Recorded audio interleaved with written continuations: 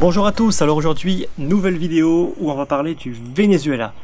Est-ce que le Venezuela est-il le meilleur ami des crypto-monnaies ou alors ne serait-il pas plutôt son pire ennemi?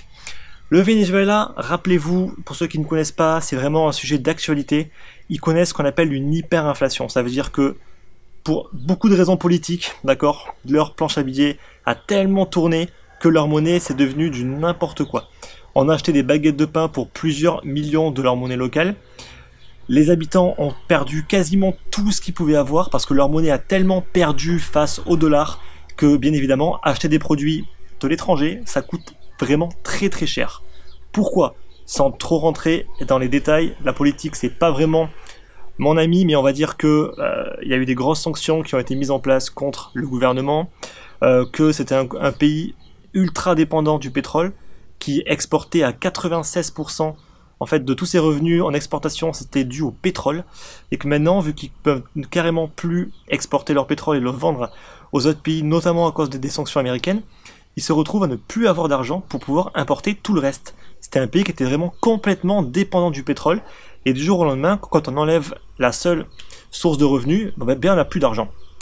Et comment on fait pour faire survivre un pays? Eh bien on fait tourner la planche à billets pour payer tout ce qu'il faut pour faire fonctionner le pays, pour payer les fonctionnaires, l'armée, les services publics, etc. Et à force de faire tourner une planche à billets et aussi de s'engraisser, parce que forcément, quand on est un gouvernement ultra corrompu, on s'en met aussi plein les poches, que ce soit l'ancien ou le gouvernement actuel, et bien forcément, la monnaie face au dollar ne vaut plus rien. Et qu'est-ce qui se passe dans ces cas-là? Eh bien, il y a une perte de confiance totale envers la monnaie et envers le gouvernement. Et qu'est-ce qu'il y a comme alternative? Les crypto-monnaies. Et c'est là que va rentrer en jeu le Bitcoin, notamment et surtout Dash. Alors pour ceux qui ne connaissent pas Dash, c'est une crypto-monnaie de paiement, d'accord, comme le Bitcoin. C'est-à-dire que le Bitcoin a été conçu pour être une monnaie de paiement. De vous à moi, on sait très bien qu'aujourd'hui, c'est pas du tout son cas d'utilisation. Certes, c'est utilisé pour payer, mais pas du tout à grande échelle. Dash, lui, est réellement conçu et développé pour être utilisé par le mainstream. C'est-à-dire qu'ils vont vraiment axer leur développement pour avoir une solution qui ressemble à un compte bancaire où tout le monde serait capable de payer et de recevoir de l'argent en Dash. Donc Dash, c'est un super projet qui en plus permet de recevoir un paiement en quelques secondes et avec confirmation. Alors qu'avec le Bitcoin, il faut attendre 10 minutes pour avoir une première et 1 heure pour avoir les 5 confirmations. Alors même si tout le monde accepte sans aucune confirmation, c'est une erreur parce qu'on pourrait très bien revenir en arrière. Bon, on va pas rentrer dans le détail en fait de comment fonctionne une blockchain. En tout cas, voilà, Dash, ça devient carrément la monnaie la plus utilisée, donc la crypto-monnaie la plus utilisée, même devant le Bitcoin. Pourquoi? Parce que Dash, c'est aussi une entreprise, c'est beaucoup de personnes qui travaillent pour Dash, parce qu'ils sont directement payés par Dash. C'est aussi un super système Dash. Pour ceux qui ne connaissent pas, je vais vous inviter à vous renseigner quand même sur le projet Dash. Donc c'est un projet tout simplement qui redistribue une partie en fait des frais de transaction et de minage à tous ceux qui participent à l'écosystème Dash. Donc ça va être les développeurs, ceux qui font de la promotion de Dash, etc. Alors que le Bitcoin, lui, c'est complètement différent, c'est quasiment que du bénévolat. C'est-à-dire qu'en gros, tout l'argent que va être de par les frais de transaction et les minages vont être uniquement captés par les mineurs et personne d'autre. Alors que avec le projet Dash, c'est très différent. Les mineurs vont récupérer une très faible portion.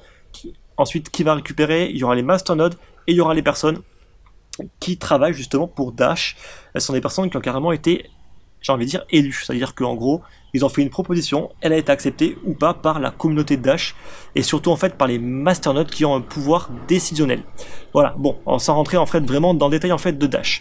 En tout cas, c'est un projet que je vous invite vraiment à aller voir. Donc, Dash devient une des monnaies, une des crypto-monnaies en fait les plus utilisées. Pourquoi? Parce que voilà, il y a une grosse perte de confiance et donc les crypto-monnaies deviennent un moyen de paiement qui peut être intéressant, même s'il y a de la volatilité, même si on est en tendance baissière. Mieux vaut avoir une crypto-monnaie qui peut perdre 20% plutôt qu'une monnaie qui va perdre 95% de sa valeur, voire même plus. Où justement, avant on pouvait avoir 100 dollars, 100 de la monnaie locale, on pouvait acheter du pain. Ben, aujourd'hui, c'est avec 1 million par exemple. Enfin, vous imaginez bien que la perte est énorme pour justement les Vénézuéliens. Donc c'est vraiment dramatique. Mais de l'autre côté, qu'est-ce qui se passe? Pourquoi je dis que c'est aussi son pire ennemi? Et bien parce qu'on a tout simplement en fait son gouvernement local, son gouvernement actuel, pardon, qui s'est dit, tiens, eh bien on va créer la crypto-monnaie nationale, le Petro.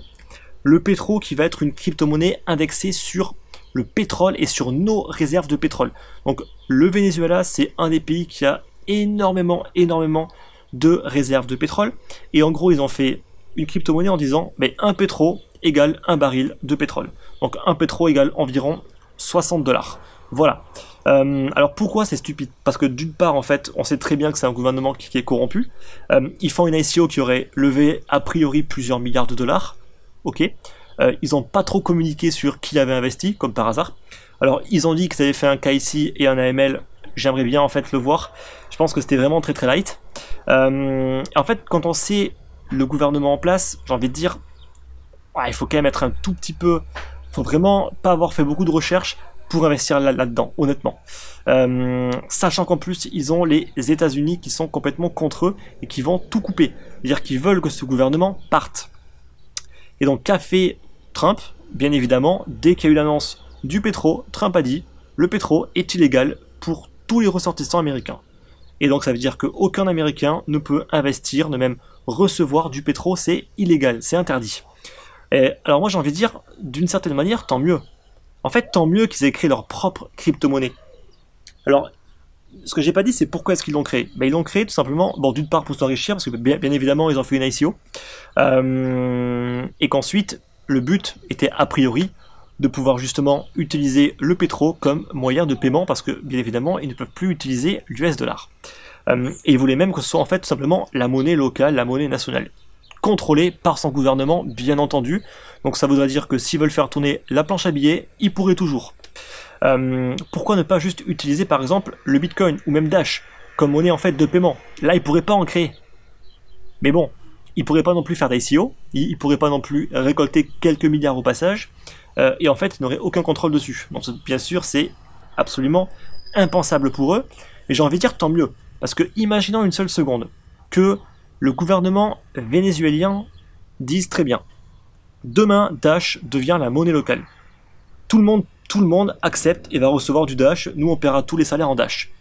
Et surtout, on va pouvoir vendre nos barils de pétrole en Dash. Qu'est-ce qui va se passer? Eh bien Trump va dire quoi? Trump va dire, Dash c'est illégal. Et donc le projet pourrait carrément être stoppé. Alors pas stoppé parce que c'est impossible à stopper, mais il pourrait prendre un gros coup de massue, parce que s'il est interdit aux States, il y a quand même beaucoup de personnes, de développeurs aux États-Unis qui sont payés en Dash. Ça reste quand même un pays qu'on ne peut pas se passer. Pire encore, il pourrait quasiment utiliser en fait le Bitcoin, et là Trump pourrait dire, très bien, le Bitcoin c'est illégal. Et donc tous les sites d'échange qui en ont, on les vire des États-Unis, toutes les personnes qui ont investi, on les vire, ils sont illégaux, etc. Et là ça pourrait être un énorme coup de massue. Donc ça c'est vraiment le problème que moi je vois, c'est que si jamais le Venezuela pousse le bouchon trop loin avec les crypto-monnaies, beaucoup en fait sont là à dire c'est super, il va être utilisé comme monnaie nationale, sauf que ils en sont arrivés là pourquoi? Parce qu'il y a des sanctions, parce qu'il y a des pays justement qui veulent les faire, on va dire, souffrir, mais c'est surtout en fait pour que le gouvernement se casse, d'accord? Et c'est pour faire plier le gouvernement. Et donc qu'est-ce qui pourrait se passer si jamais ils utilisent trop les cryptos comme Bitcoin, Monero, etc.